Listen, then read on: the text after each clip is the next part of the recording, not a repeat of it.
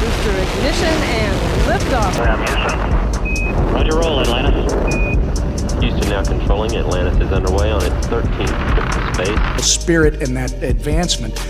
Obviously, you and I, we've heard of Bitcoin, we've heard of Ethereum. You familiar with XRP and the efforts of Ripple? Do you see IMF holding crypto assets in the future? I did not put that up there. I should take what the IMF is going to do. I think we stunned Ross into silence with that one. What we spend our time working on is a replacement for SWIFT, and correspondent banking. Ripple's meant to be a replacement for SWIFT and the messaging system of those banks. XRP is meant to be a digital way to move value, to move digital money, if you will. And it's really focused on that. What is Interledger's total addressable market size?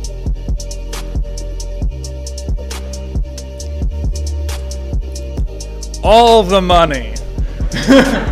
Nobody wanted to feed it. There are some cryptos that are working with regulators and are working with banks. I agree. Ripple would be an example. Ripple would be an example, right. Now this is I can imagine in the next 5 years, instead of us doing sterling against the dollar or sterling against yen and doing these kinds of transactions, we'll do sterling versus Ripple. Dollar right now is a 2-day settlement. With something like Ripple, you could do settlement in seconds. So I think that Ripple has a great future because it's right now supported by all the banks and by all the regulators. And it has an elastic monetary base, right? So well, if we take that and you go to the blockchain ledger, if you take that concept that you're discussing, I have no problem with it. I agree with it. But you're talking about money. You're talking about transaction, medium of exchange. There has to be something behind it, and that's where I'm going to pull this conversation back to gold. There has to be some sort of reserve asset. The problem with fiat currencies right now is that they can print as much as they want. The banks, commercial banks, and you have the disruptors.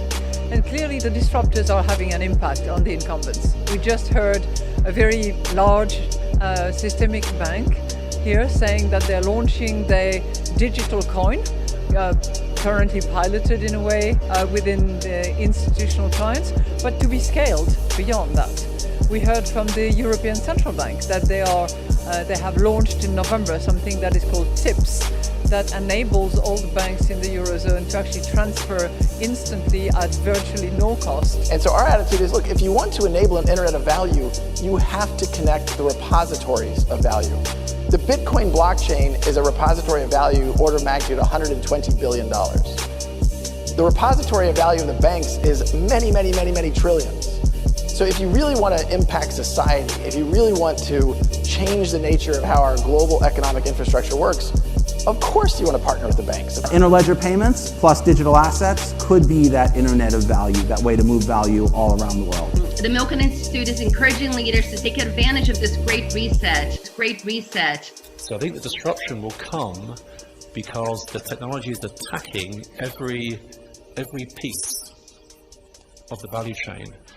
And the difficult point is that by the time it's obvious what's happening, it will have happened.